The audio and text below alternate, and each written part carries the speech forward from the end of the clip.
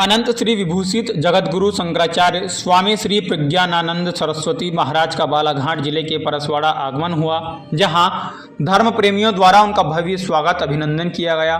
महाराज जी परसवाड़ा पहुंचकर सर्वप्रथम बीजा टोला और सिविल लाइन हनुमान मंदिर में पूजा अर्चना किए। उसके बाद परसवाड़ा के हृदय स्थल राम मंदिर पहुंचे, जहां उन्होंने मंदिर में विराजमान सभी देवी देवताओं का पूजा अर्चन किया और उपस्थित सनातनी धर्म प्रेमियों से कथा के माध्यम से गोमाता पर प्रकाश डालते हुए कहा कि अगर हम गोमाता को घर पर नहीं रख सकते तो गोमाता को गौशाला में रखो, गोमाता में सारे देवी देवता ही। साथ ही उन्होंने इस दौरान मीडिया से चर्चा में हिंदू राष्ट्र, धर्मांतरण और जातिगत जनगणना को लेकर क्या कहा, आइए सुनते हैं। देखते हैं इस परिप्रेक्ष्य में संक्षिप्त प्रतिक्रिया आपकी। हम धर्म जागरण यात्रा के तहत निकले हैं और धर्म जागृति का स्वरूप हमारा यही है कि भारत तो सनातन हिंदू राष्ट्र सदा से था, सदा से है, सदा से रहेगा। और हम ये चाहते हैं कि राम राज्य की स्थापना हो, राम राज्य जिसमें कोई शोषित नहीं होगा, कोई पीड़ित नहीं होगा, कोई दीन नहीं होगा, कोई दुखी नहीं होगा।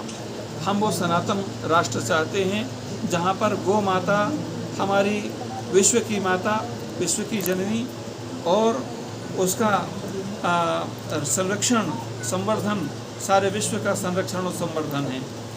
दूसरे स्वरूप में हम ये चाहते हैं कि हम जो सनातन के नाम पर जो जातिगत भेद है, हम चाहते हैं कि उस जातिगत भेद को मिटाना चाहते हैं। जातियाँ, वर्णाश्रम व्यवस्था तो सनातन धर्म का मूल हैं। हम जातियों को नहीं मिटाना चाहते, हम वर्णों को नहीं मिटाना चाहते, हम आश्रम परंपरा को नहीं मिटाना चाहते। हम चाहते हैं जातियों के अंदर में जो वाद आया है, जातिवाद, वो जातिवाद को मिटाया जाए। हम उस वाद का संरक्षण करना चाहते हैं जिसमें वादे वादे जायते तत्वबोधा, हम उसका संरक्षण करना चाहते हैं।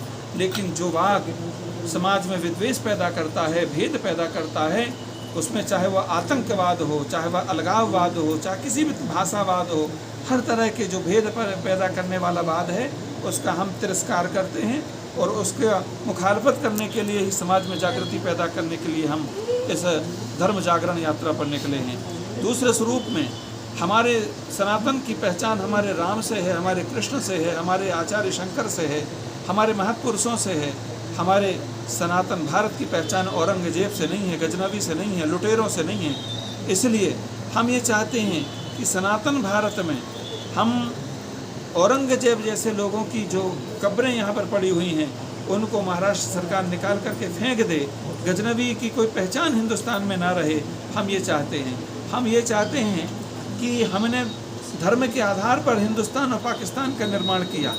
अब हम ये चाहते हैं कि जो यहाँ पर लोग रुक गए हैं वो या तो उस तरह से रहें, हम तो कुत्तों को और सूअर को भी आहार देते हैं, सूअर की औलाद की तरह वो लोग यहाँ पर रह करके अपना आहार ग्रहण करते रहें।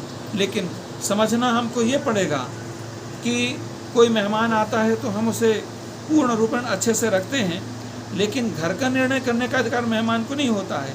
जब हमने तुम्हें एक भारत माता के दो टुकड़े करके पाकिस्तान का निर्माण करके हमने तुमको दे दिया, तो फिर हिंदुस्तान में मुसलमानों का क्या काम? यदि मुसलमान यदि रहते हैं तो ईश्वर की औलाद की तरह यहाँ रहें, उनको आहार मिलेगा। लेकिन वोट देने का अधिकार, देश में निर्णय करने का अधिकार, देश की तकदीर और तस्वीर बदलने का अधिकार, संवैधानिक पदों में बैठने का अधिकार, ये अन्य धर्म के लोगों को नहीं होना चाहिए। लेकिन महाराज जी ऐसा माना जाता है कि भारत तो जो देश है संप्रभुता का वो परिचायक है और धर्मनिरपेक्ष है। जिसमें धर्मनिरपेक्ष किसने बनाया है? हमने ही तो बनाया है। और धर्मनिरपेक्ष का मतलब ये नहीं होता कि जहाँ पर कोई धर्म ना हो। भाई एक बात बताइए, जहाँ पर धर्म के आधार पर ही तो राष्ट्र बना था, तो धर्म के आधार पर जो राष्ट्र का विभाजन हुआ और हिंदुस्तान और पाकिस्तान दो राष्ट्र बने, हिंदुओं के लिए हिंदुस्तान, पाकिस्तान मुसलमानों के लिए पाकिस्तान उन्होंने मांगा, हमको पाकिस्तान चाहिए तो उनको वो स्थान मिल गया। तो क्या आप विचार करिए, पूरे विश्व में चले जाइए और विश्व में जाकर के जहाँ भी जाएंगे वहाँ पर पूछेंगे आप कानून की क्या परिभाषा कहेंगे, तो कहते हैं पवित्र बाइबल में जो लिखा है वही कानून है। कहीं जाकर के पूछो तो वो कहेंगे कि पवित्र कुरान शरीयत में जो लिखा है वही कानून है। तो हिंदुस्तान का ये दुर्भाग्य है और हिंदुओं का ये दुर्भाग्य कि एक हिंदू ये नहीं कह सकता कि जिस सनातन हिंदू राष्ट्र की जहाँ संकल्पना है, जहाँ पर हिंदू धर्म का प्रादुर्भाव है, जहाँ हिंदू धर्म की एक असीमित अस्तित्व यहाँ पर उसका विद्यमान है, जो आदि अनादि स्वरूप में सनातन का स्वरूप यहाँ पर रहा है, क्या वहाँ पर वो सनातन राष्ट्र की, सनातन भारत की, सनातन हिंदू धर्म की कल संकल्पना नहीं कर सकता?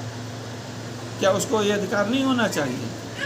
तो संविधान में बहुत सारे परिवर्तन हुए हैं, तो ये धर्मनिरपेक्षता का जो बवंडर बना करके रखा गया है, जिसको बाद में जोड़ा गया है।